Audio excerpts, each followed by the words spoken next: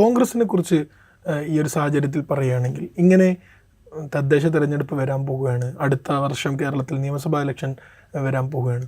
ശശി തരൂരിൻ്റെ ഇത്തരത്തിലുള്ള തുടർച്ചയായ പരാമർശങ്ങൾ, അതും ഇപ്പോൾ രാഹുൽ ഗാന്ധിയുമായി കൂടിക്കാഴ്ച നടത്തി എല്ലാം പരിഹരിച്ചു എന്ന് പറഞ്ഞതിന് ശേഷവും ഇപ്പോൾ ഇങ്ങനെ വരുന്ന പരാമർശങ്ങൾ, ഇത് കോൺഗ്രസിനെ ദുർബലപ്പെടുത്തില്ലേ സ്വാഭാവികമായും? കാരണം ഇപ്പോൾ ഇങ്ങനെ നിരന്തരമായി പറയുകയാണെങ്കിൽ അത് അവഗണിച്ച് അതിൻ്റെ വഴിക്ക് പോട്ടെ എന്നുള്ള രൂപത്തിൽ, കാരണം പ്രതികരിച്ച് ഇനി എതിരെ പ്രതികരിച്ചാൽ ഒരു പുറത്തുചാടലൊക്കെ ഉണ്ടായാൽ അത് കോൺഗ്രസിന് നന്നായി ക്ഷീണം ചെയ്യുമെന്ന് മനസ്സിലാക്കിയത് കൊണ്ട് തന്നെ ഒരു സംയമനത്തിൻ്റെ ഭാഷയാണ് ഇന്ന് മറ്റുള്ള എല്ലാവരും പ്രതികരണത്തിൽ കാണിക്കുന്നത്. ഇത് സത്യത്തിൽ ഇങ്ങനെ പരാമർശങ്ങൾ വരിക വഴി കോൺഗ്രസിന് ദുർബലപ്പെടുക തന്നെയല്ലേ ചെയ്യുക?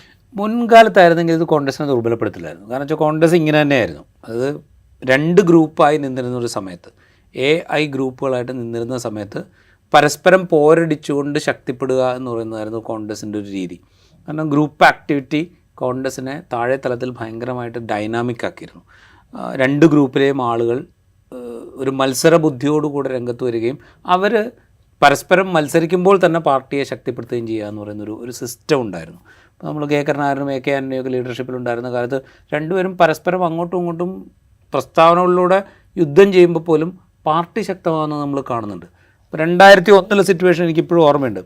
സ്ഥാനാർത്ഥികളെ പ്രഖ്യാപിച്ചതിന് ശേഷം കെ കരുണാകരൻ 4 or 5 മണ്ഡലങ്ങളിലെ സ്ഥാനാർത്ഥികളെ മാറ്റണമെന്ന് വാശി പിടിക്കുകയും ചുവരെഴുത്തും സ്ഥാനാർത്ഥി പ്രചരണം തുടങ്ങിയതിന് ശേഷവും ഈ സ്ഥാനാർത്ഥികളെ മുഴുവൻ മാറ്റി. 4 മണ്ഡലങ്ങളിലെ മറ്റോ സ്ഥാനാർത്ഥികളെ മാറ്റി. ഈ 4 മണ്ഡലങ്ങളിലും കോൺഗ്രസ് ജയിച്ചു. തെരഞ്ഞെടുപ്പ് കഴിഞ്ഞപ്പോൾ ഈ 4 മണ്ഡലങ്ങളിലും കോൺഗ്രസ് ജയിച്ചു. അതിലൊരു പ്രധാനപ്പെട്ട മണ്ഡലം എന്ന് പറയുന്നത് വടക്കേക്കരയാണെന്ന് P. രാജീവാണ് മത്സരിച്ചത്. P. രാജീവ് തോറ്റു. അവിടെ വടക്കേക്കര എന്ന് പറഞ്ഞാൽ CPMൻ്റെ ഒരു ഷുവർ ബെറ്റായ മണ്ഡലമായിരുന്നു അതുവരെ.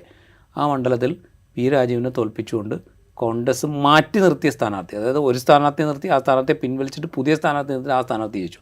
അപ്പോൾ ഈ ഗ്രൂപ്പിസം കോൺഗ്രസിനെ കുറേ കൂടെ മത്സരിക്കാൻ പ്രാപ്തമാക്കിയിരുന്ന ഒരു ഘട്ടം ഉണ്ടായിരുന്നു. ഇപ്പം അങ്ങനെയല്ല. ഇപ്പം എന്ന് വെച്ച് കഴിഞ്ഞാൽ 2 ഗ്രൂപ്പല്ല, പല ഗ്രൂപ്പുകളാണ്. അപ്പോൾ ഈ പല ഗ്രൂപ്പുകൾക്ക് പല താല്പര്യങ്ങളാണ്. ഈ പല താല്പര്യങ്ങൾ ഫൈറ്റ് ചെയ്യുമ്പോൾ ഏത് വിധത്തിലാണ് അത് ഗ്രൗണ്ടിൽ റിഫ്ലക്റ്റ് ചെയ്യുക എന്ന് നമുക്ക് പറയാൻ പറ്റില്ല. അപ്പോൾ ആ പ്രോബ്ലം അവിടെയുണ്ട്. മുൻകാലത്തെ പോലെയല്ല ഇപ്പോഴത്തെ കോൺഗ്രസും ഇപ്പോഴത്തെ പൊളിറ്റിക്കൽ സിറ്റുവേഷനും. അതുകൊണ്ട് ഇപ്പോൾ നടക്കുന്ന ഈ ഗ്രൂപ്പ് ഫൈറ്റ് ഒരു പക്ഷേ കോൺഗ്രസിനെ ദുർബലമാക്കിയേക്കാം, അല്ലെങ്കിൽ ദുർബലപ്പെടുത്തിയേക്കാം. നമ്മൾ ആലോചിക്കുക, കേരളത്തിലെ നിയമസഭാ തെരഞ്ഞെടുപ്പിൻ്റെ ഒരു ഹിസ്റ്ററി എടുത്തു കഴിഞ്ഞാൽ ഒരു 3000 മുതൽ 5000 വരെ വോട്ടിന് ജയിക്കുന്ന മണ്ഡലങ്ങളാണ് കേരളത്തിൻ്റെ റിസൾട്ടിനെ നിശ്ചയിക്കുക. ഈ മണ്ഡലങ്ങളുടെ റിസൾട്ടിനെ ബാധിക്കാൻ ഈ ഗ്രൂപ്പ് ഫൈറ്റ് മതിയാകും. മുൻകാലത്തെ പോലെയല്ല ഇപ്പോഴത്തെ കോൺഗ്രസിൻ്റെ ആഭ്യന്തര രാഷ്ട്രീയം എന്ന് കോൺഗ്രസ് ലീഡർഷിപ്പ് മനസ്സിലാക്കേണ്ടതുണ്ട്. അത് ഏറ്റവും കൂടുതൽ മനസ്സിലാക്കേണ്ടത് ഇപ്പോഴത്തെ KPC പ്രസിഡൻറ്റും ഇപ്പോഴത്തെ പ്രതിപക്ഷ നേതാവുമാണ്.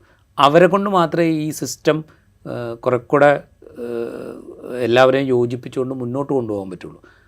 അവരാണ് ആദ്യം ഇത് തിരിച്ചറിയേണ്ടതെന്നാണ് എനിക്ക് തോന്നുന്നത്. അല്ലെങ്കിൽ ഇത് കോൺഗ്രസിനെ വളരെ പ്രതികൂലമായിട്ടായിരിക്കും ബാധിക്കുക.